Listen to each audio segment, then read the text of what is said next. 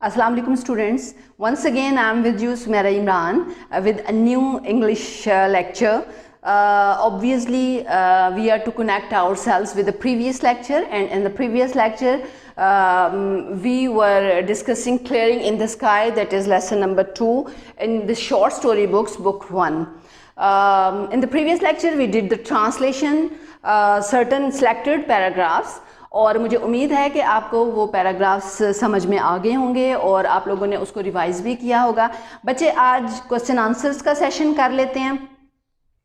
Question answers मैं already आप लोगों को बता चुकी हूँ, थोड़ा सा सम अप दोबारा से अपनी बात को कर देती हूँ कि क्वेश्चन आंसर्स जो शॉर्ट स्टोरीज में से आने हैं ये आपको टोटल 12 मार्क्स के होंगे, और 12 मार्क्स का मतलब ये है कि टोटल 6 क्वेश्चंस आपने करने होंगे और ईच क्वेश्चन 2 मार्क्स का होगा। उसके साथ ही एक और बात रिपीट कर देती हूँ अपनी कि बोर्ड जो है वो रिक्वायर करता है कि हर आंसर की length must be 3 to 5 lines. मेरा प्रीवियस लेक्चर चेक कीजिएगा, उसमें मैंने आपको स्टैंडर्ड बताया था कि किस तरह से आप 3 to 5 लाइन्स अपनी पूरी कर सकते हैं according to board requirement. Anyways now open please your exercise, that is page number 17. Do you see that? Okay, do you see that? Fine. Page number 17, question number यहाँ पे 3 है, answer the following questions. Fine. पहला question है बच्चों, why didn't the old man follow the advice of the doctors? Why didn't the old man? अब old man कौन है? Obviously ये जेस के फादर थे। The advice of the doctors, old man ने डॉक्टर्स की एडवाइस को फॉलो क्यों नहीं किया था? डॉक्टर्स ने क्या एडवाइस की थी? डॉक्टर्स ने एडवाइस की थी, you are a heart patient, don't walk even a mile in the city block, just take some taxi, go home, live a happy life with your family, because you cannot be a hard work in your life, your heart is so weak. The question is why Jess father didn't follow the advice? जेस के father ने इस वजह से advice को follow नहीं किया because he was to run a family, he was the sole bread earner of his family. अपने फैमिली को के लिए कमाने वाले वो वाहिद थे। इस वजह से उन्होंने सोचा कि मैं हिम्मत करता हूँ, और अपनी कुव्वत इरादी से उन्होंने काम लिया और इस तरह से अपनी फैमिली को चलाने के लिए वो काम करते गए। और बिलाहिर डॉक्टर्स जो हैं वो रॉन्ग साबित हुए, और जेस के फादर ना सिर्फ ओवर द टाइम हेल्दी होते गए बल्कि अपनी फैमिली को भी उन्होंने साथ साथ रन किया। ओके, सो अगर हम इसको पेन डाउन करें तो किस तरह से करेंगे? The old man didn't follow the advice of the doctors because he wanted to show his trust, number 1 in God, and number 2 the strength of a man's spirit, इंसान की कुव्वत Eradi. He was a well resoluted person, he had a firm faith in Allah Almighty, he had a firm faith in his own abilities. So he was physically weak, yet he had a strong willpower, so he didn't follow the advice of the doctor and tried to carry on his family and life. Next question है, what had the doctors told him?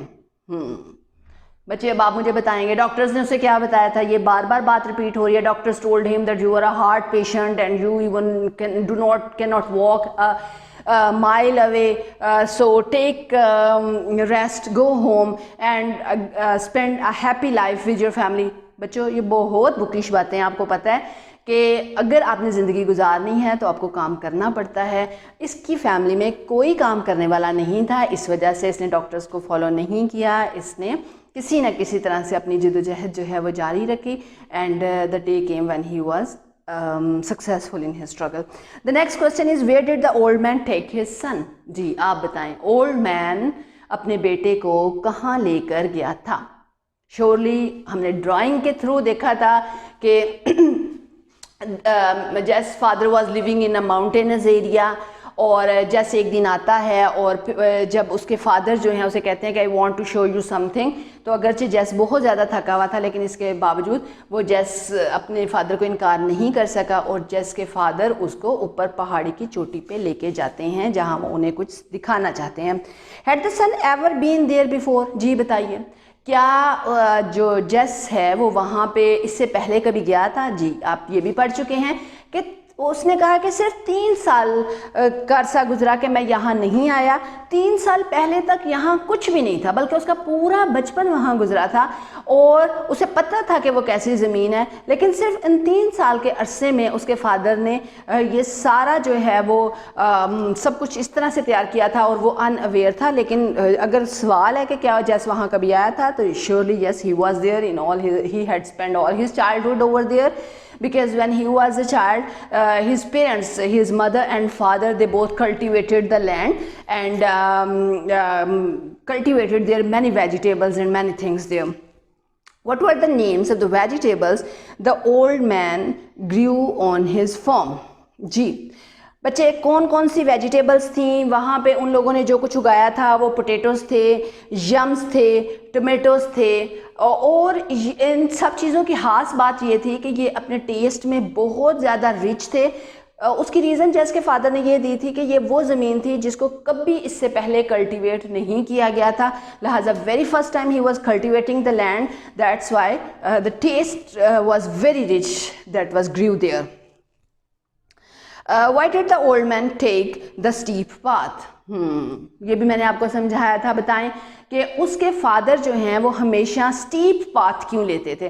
तो बच्चों, इसका जवाब हमने ये उस वक्त जब मैं समझा रही थी तो मैंने बताया था कि जेस के फादर जो हैं छोटे रास्ते से शुरू करते थे और जब वो वापस आते थे या ओवर द टाइम वो अब फासला जो है वो बढ़ाते गए और ज़्यादा कंपैरेटिवली लंबा रास्ता तय करते गए। देयर वर 2 रीजंस ऑब्वियसली कि इस तरह से उन्हें ये भी पता चल रहा था कि वो वक्त के साथ साथ जो हैं वो हेल्दी हो रहे हैं, वो वक्त के साथ साथ रिकवर कर रहे हैं और इसके साथ साथ वो ज़्यादा मेहनत करने के काबिल थे क्योंकि उनका स्टेमिना जो है वो बिल्डअप होता जा रहा था साथ साथ। Why did the son at the age of 6 cry? Writer जब 6 साल का था तो उसने क्यों क्राइंग की थी? द आंसर इज़ बच्चे के ये हैपनिंग ऐसे हुई थी कि राइटर जो है वो अपने फादर के साथ जाया करता था और एक दिन ऐसा हुआ कि चूँकि इसके फादर और मदर चाइल्डहुड में प्लोइंग वहाँ किया करते थे, उनके पास लकड़ी का हल था, तो ऑब्वियसली ये भी विलिंग होगा कि मुझे भी कुछ ऐसी चीज़ मिले, तो इसके फादर ने इसको लकड़ी का एक टॉय टाइप प्लो बना के दिया था हल।